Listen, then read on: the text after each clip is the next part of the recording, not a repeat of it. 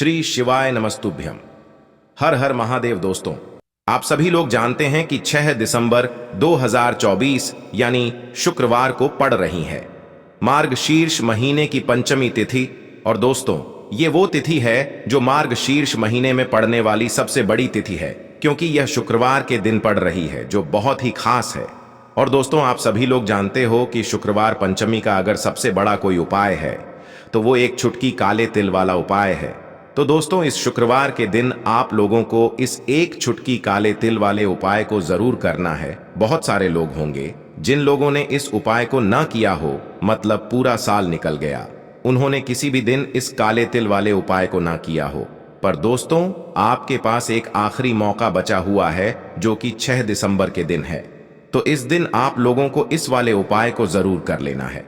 भले ही आपने पूरे साल भर इस उपाय को ना किया हो, पर अगर आपने इस मार्गशीर्ष महीने की पंचमी तिथि के दिन अगर इस वाले उपाय को कर लिया, तो आपको इस उपाय को करने का वो फल मिलेगा जिसकी आपने कभी कल्पना भी नहीं करी होगी। इसीलिए आप लोग इस वाले उपाय को एक बार जरूर कर लेना, ताकि आप लोगों के हाथ से यह मौका ना जा सके और आपको इस उपाय को करने का फल मिल सके।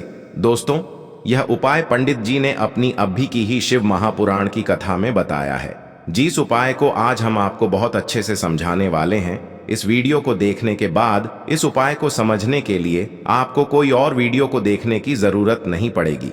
तो चलिए दोस्तों, उपाय को शुरू करते हैं। देखिए, ये इस मार्गशीर्ष महीने के शुक्रवार के दिन यह इतना खास होता है, इतना महत्वपूर्ण होता है। देखा गया है कभी कभी बड़े बड़े पूजा पाठ अनुष्ठान से जो मनोकामना पूर्ण नहीं होते, वो मार्गशीर्ष महीने के दिन एक छोटे से उपाय करने से ही आपकी मनोकामना पूर्ण हो जाती है। और बहुत सारे लोगों ने इस उपाय को किया भी है और उनको इस उपाय को करने का फल भी जरूर मिला है। अगर आप लोग भी इस उपाय को करना चाहते हैं, तो आप इस उपाय को पहले अच्छे से समझ लेना, सुन लेना, उसके बाद करना। आपको इस उपाय का फल जरूर मिलेगा। और इस उपाय को कर लेने से आपके घर में चाहे किसी भी प्रकार की दुख और समस्या क्यों ना चल रही हो, आपको उसका कारण भी नहीं पता है कि भाई यह समस्या किस कारण से चल रही है। उसका कुछ भी कारण हो सकता है, जैसे पितृदोष हो सकता है या किसी भी तरह का मंगल दोष भी हो सकता है। तो इस दिन आप लोगों को यह वाला उपाय कर लेना है। यह एक ऐसा उपाय है जिस उपाय को अगर किसी विशेष दिन पर किया जाए, तो भाई उस विशेष दिन का जो है वह तो हमें मिलता ही मिलता है। पर हमने उस दिन पर इस काले तिल वाले उपाय को किया है, तो हमें उससे भी बड़ा फल मिलता है, और फल बहुत जल्दी मिलता है, क्योंकि आप इस उपाय को बहुत ही बड़े और विशेष दिन पर कर रहे हो। तो चलिए अब उपाय के बारे में बात करते हैं। लेकिन उससे पहले आप लोगों को यह जानना आवश्यक है कि आखिर यह उपाय किस समय करना है, किसको करना है और कैसे करना है। तो चलिए हम आगे आपको वीडियो में एक एक करके बता देते हैं।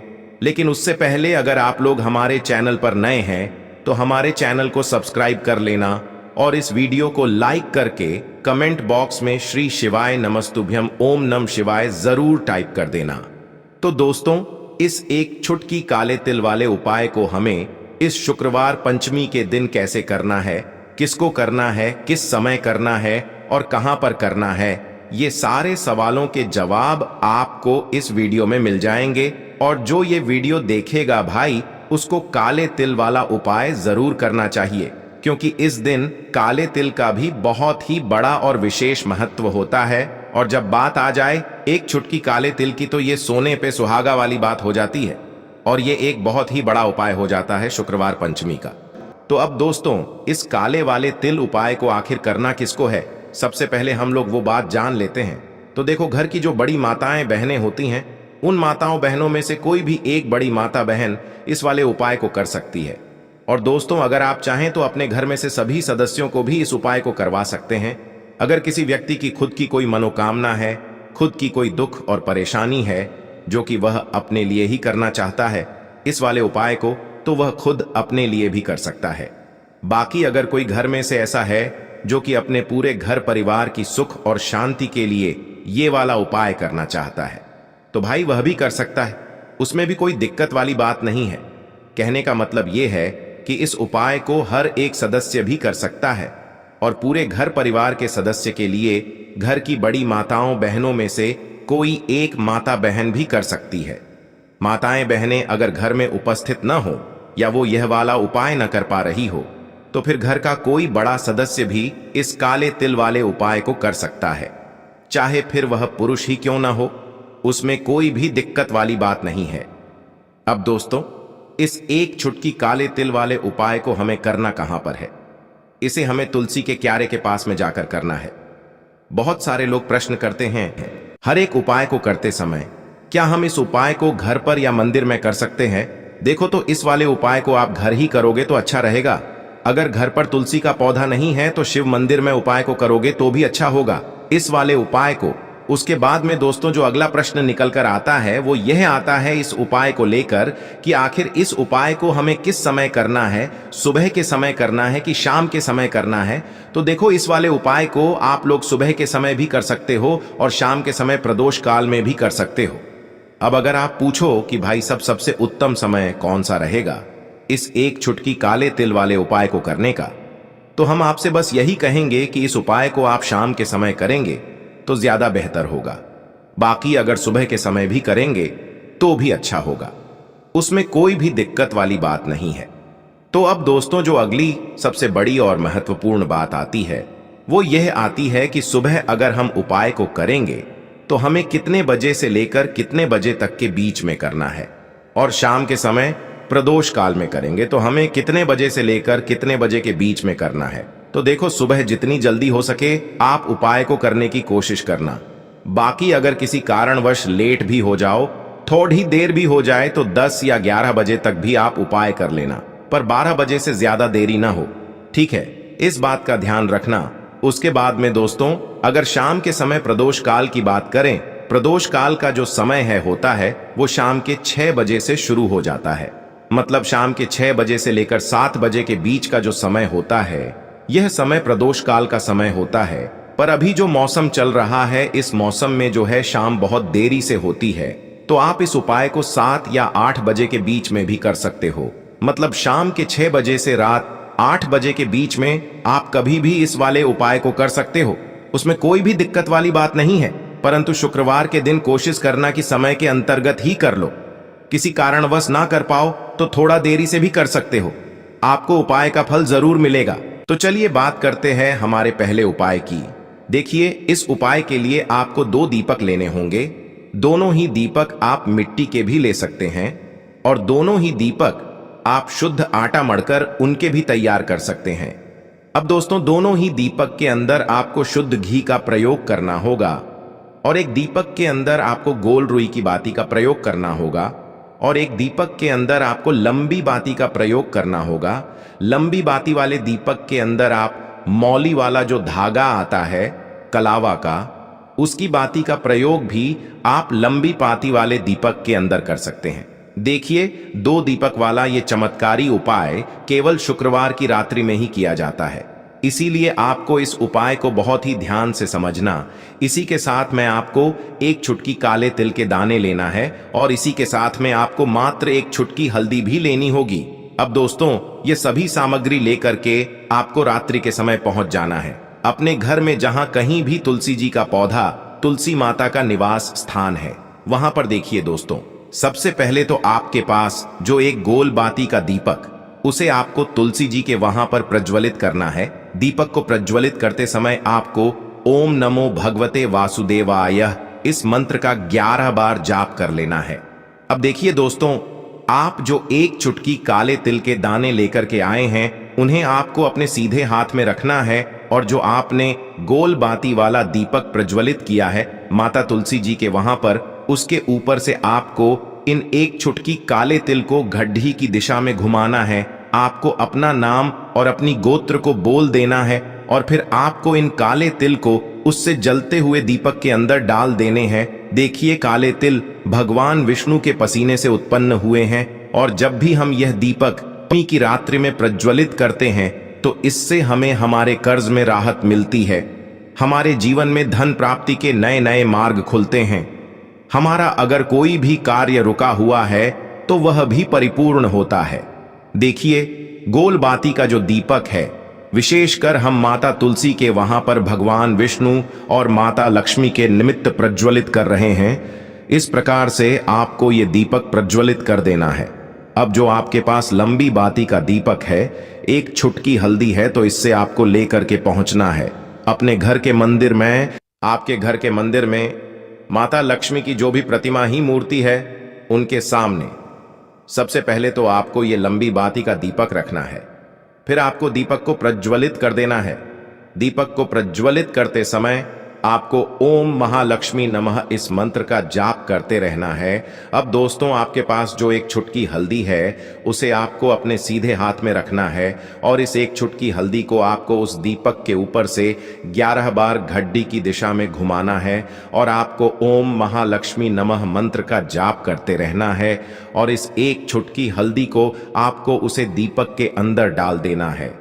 देखिए, एक छुटकी हल्दी वाला जो दीपक है आपके जीवन से दुर्भाग्य को समाप्त करता है, माता लक्ष्मी की आपको कृपा प्राप्त करवाएगा, धन प्राप्ति के आपके जीवन में नए नए मार्ग बनाएगा। देखो, अगला उपाय है वो भी बहुत ज्यादा खास है। तीनों उपाय को आप जरूर सुनना, क्योंकि जो आपको अच्छा लगे वो उपाय आप कर सकते हैं। देखिए, इस उपाय के लिए आपको 2 हरी इलायची लेनी होगी। हरी इलायची आपको साबुत लेनी है, खंडित नहीं होनी चाहिए। और इसी के साथ में आपको मात्र थोड़ा शहद लेना है। शहद आपको मात्र आधा चम्मच या फिर उससे भी कम ले लेना है। और इसी के साथ में आपको एक दीपक ले लेना है। दीपक आप चाहे तो मिट्टी का भी ले सकते हैं और आप चाहे तो शुद्ध आटा मढ़कर उसका दीपक भी आप तैयार कर सकते हैं। इस दीपक के अंदर आपको मौली का जो धागा आता है, कलावा का, उसकी बाती का प्रयोग करना होगा। यानी कि इस दीपक के अंदर आपको लाल रंग की बाती का प्रयोग करना होगा और इस दीपक के अंदर आपको शुद्ध घी का प्रयोग करना होगा। अब यह सारी सामग्री लेकर के आपको अपने घर में जो भी मंदिर है वहां पर पहुंच जाना है और आपको माता लक्ष्मी के किसी भी स्वरूप के सामने बैठ जाना है। अगर माता लक्ष्मी की फोटो है, माता लक्ष्मी की प्रतिमा है, तो उनके सामने आपको बैठ जाना है। अगर माता पार्वती की प्रतिमा है तो उनके सामने आपको बैठ जाना है। यानी कि किसी भी माता के स्वरूप के सामने आपको बैठ जाना है। अब देखिए, सबसे पहले तो आपको माता रानी के सामने थोड़ी सी चावल की ढेरी बना देनी है। यानी कि थोड़ी सी अक्षत के दाने आपको माता रानी के सामने रखना है। उसके बाद आप जो एक दीपक लेकर के गए हैं, उस दीपक को आपको उन्हीं चावल के दानों के ऊपर रख देना है और फिर इस दीपक को आपको माता रानी के सामने प्रज्वलित कर देना है। देखें, इस दीपक को प्रज्वलित करते समय आपको ओम महालक्ष्मी नमः इस मंत्र का लगातार जाप करते रहना है। दीपक को प्रज्वलित करने के बाद आप जो 2 हरी इलायची लेकर के गए हैं, उसमें से एक हरी इलायची को तो आपको उसी दीपक के अंदर डाल देनी है और वहीं पर आपको कम से कम 21 बार ओम महालक्ष्मी नमः इस मंत्र का जाप कर लेना है। अब आपके पास जो शहद है और एक हरी इलायची है, उसे सीधे आपको लेकर के पहुंच जाना है। भगवान शिव के मंदिर में पूज्य गुरु जी ने बताया है कि यह उपाय आपको सिर्फ और सिर्फ शाम के समय ही करना होगा। शाम को जब भी सूर्यास्त का समय होता है, तो उस समय आपको यह उपाय करना है। लेकिन सबसे पहले तो आपके पास जो एक हरी इलायची है, उसे आपको उस शहद के अंदर अच्छे से डुबो देना है। यानी कि शहद का लेपन उसे हरी इलायची के ऊपर चारों तरफ आपको कर देना है। अब यह जो शहद से युक्त हरी इलायची है, इससे आपको भगवान शिव के शिवलिंग पर अर्पित कर देनी है और आपको वो श्री शिवाय नमस्तुभ्यम इस मंत्र का लगातार जाप करते रहना है। फिर इसके बाद आपको एक लोटा जल भी अपने साथ लेकर के जाना। तो यह एक लोटा जल भी आपको धीरे धीरे शिवलिंग पर समर्पित कर देना है और आपको श्री शिवाय नमस्तुभ्यम इस मंत्र का जाप करते रहना है। फिर इसके बाद आपको अपने घर आ जाना है। इस प्रकार से आपको ये उपाय कर लेना है। तो चलिए दोस्तों, जान लेते हैं गुरुजी द्वारा बताए गए दूसरे उपाय के बारे में। देखिए, इस उपाय के लिए आपको लेना है 11 चावल के दाने। गुरुजी ने कहा है चावल के दाने खंडित नहीं लेने हैं, बिल्कुल साबुत होने चाहिए। उसके साथ में आपको लेना है एक बेलपत्र। बेलपत्र का भी एक नियम है, अगर आपके पास बेलपत्र नहीं है तो आप शिवलिंग से उठाकर उसको पुनः शुद्ध जल से धोकर इस्तेमाल कर सकते हैं। इस प्रकार आपको बेलपत्र लेना है। इसके बाद आपको एक लोटा जल लेना है। अब ये सब सामग्री लेकर आपको जाना है महादेव के मंदिर में। देखो, अब आपको उत्तर साइड में खड़े हो जाना है और सबसे पहले आपको एक बेलपत्र अपने हाथ पर और 11 चावल दाने रखकर शिवलिंग के ऊपर अपना नाम और गोत्र बोलते हुए समर्पित कर देना है और ओम नमः शिवाय श्री शिवाय नमस्तुभ्यं का लगातार जाप करना है। अब आपको जो एक लोटा जल साथ में लेकर आए थे उसे धीरे धीरे बेलपत्र और चावल दाने के ठीक ऊपर आपको समर्पित करते जाना है और शिव पुराण के मूल मंत्र श्री शिवाय नमस्तुभ्यं का 11 बार जाप करना है और अपनी मनोकामना बोलते जाना है। देखो, बस छोटा सा उपाय करना है, देखना एक दिन आपके सब काम बनने लग जाएंगे। गुरुजी का बहुत ही विशेष उपाय है। चलते हैं तीसरे उपाय की तरफ। देखिए, इस उपाय के लिए आपको एक तांबे के पात्र के अंदर सबसे पहले अपने घर से शुद्ध जल लेना है। फिर इसी के साथ में आपको मात्र थोड़ा सा शहद लेना होगा। शहद आपको आधा चम्मच या फिर उससे भी कम लेना है और इसी के साथ मैं आपको एक प्यारी सी बेलपत्र ले लेनी है। बेलपत्र यदि आपको नहीं मिल पाती है तो भगवान शिव के शिवलिंग पर चढ़ी हुई बेलपत्रों को आप पुण्य शुद्ध जल से धोकर के उपयोग कर सकते हैं और बेलपत्र जो है वह कहीं से भी कटी फटी खंडित नहीं होनी चाहिए। अब ये तीनों सामग्री लेकर के सीधे आपको पहुंच जाना होगा भगवान शिव के मंदिर में। ये उपाय सुबह से लेकर के शाम तक किसी भी समय कर सकते हैं। देखिए, सबसे पहले तो आपके पास जो शहद है उससे आपको अपने सीधे हाथ की चींटी उंगली के जो पास वाली उंगली होती है अनामिका उंगली, उसमें थोड़ा सा शहद आपको लेना है और इससे फिर आपको शिवलिंग पर जहां माता सुंदरी का स्थान होता है वहां पर आपको ओम का निर्माण करना है। लेकिन जलाधारी के बिल्कुल बीच में जो स्थान होता है उससे माता अशोक सुंदरी का स्थान कहते हैं और इसी स्थान पर आपको शहद से ओम का निर्माण करना है। अब दोस्तों, आपके पास जो एक बेलपत्र है उससे आपको अपने सीधे हाथ की हथेली पर रखना है और महादेव से आपको अपनी वह विशेष मनोकामना, आपके जीवन में जो भी संकट चल रहे हैं, जो भी समस्याएं चल रही हैं, जो भी जीवन में दुर्भाग्य बना हुआ है, आप अपने किसी भी कार्य में सफल नहीं हो पा रहे हैं, तो जिस भी प्रकार की आपकी समस्या है उसे दूर करने के लिए आपको महादेव से प्रार्थना कर लेनी है। और फिर यह जो एक बेलपत्र है इससे आपको शिवलिंग पर माता अशोक सुंदरी वाले स्थान पर समर्पित कर देनी है। देखिए, जहां पर आपने ओम का निर्माण किया है उसी के ऊपर आपको ये बेलपत्र भी समर्पित कर देनी है। देखिए, बेलपत्र की चिकनी साइड का हिस्सा शिवलिंग से स्पर्श होगा और इसकी जो डंडी है वो आपको जलाधारी की ओर रखनी है। पत्ती वाला भाग शिवलिंग की तरफ रहेगा। इसी प्रकार से आपको यह बेलपत्र समर्पित कर देनी है। अब दोस्तों, आपके पास जो एक जल का पात्र है उसमें से थोड़ा सा जल तो आपको बेलपत्र की जो आगे वाली पत्ती है उस पर आपको समर्पित करना है और आपको श्री शिवाय नमस्तुभ्यं इस मंत्र का जाप कर लेना है। फिर उस पात्र के अंदर जो जल बचेगा उसे पूरा आपको भगवान शिव के शिवलिंग पर धीरे धीरे समर्पित करते जाना है और लगातार आपको शिव महापुराण के मूल मंत्र श्री शिवाय नमस्तुभ्यं इस मंत्र का जाप करते रहना है। गुरुजी ने कहा है कि जल आपको इतने धीरे धीरे समर्पित करना है कि जल समर्पित करते हुए आप कम से कम 11 बार श्री शिवाय नमस्तुभ्यं या फिर ओम नमः शिवाय इस मंत्र का जाप कर सके। फिर इसके बाद वापस आपको अपने घर आ जाना है। इस प्रकार से आपको ये उपाय कर लेना है। आप देखेंगे कि आपकी सभी मनोकामनाएं अवश्य ही पूरी होंगी। ये उपाय आपको अवश्य करने हैं। इस वीडियो में हमने आपको 3 से 4 महा उपाय आपको बताए हैं जो आपको शुक्रवार के दिन करने हैं। अगर आपके मन में उपाय से जुड़ा कोई भी सवाल है तो हमें कमेंट बॉक्स में पूछ सकते हैं। उपाय करते समय कोई भी गलती नहीं करनी है। अगर आपको हमारी वीडियो पसंद आए तो हमारे इस चैनल को सब्सक्राइब जरूर करें। हर हर महादेव। ओम नमः शिवाय। श्री शिवाय नमस्तुभ्यं।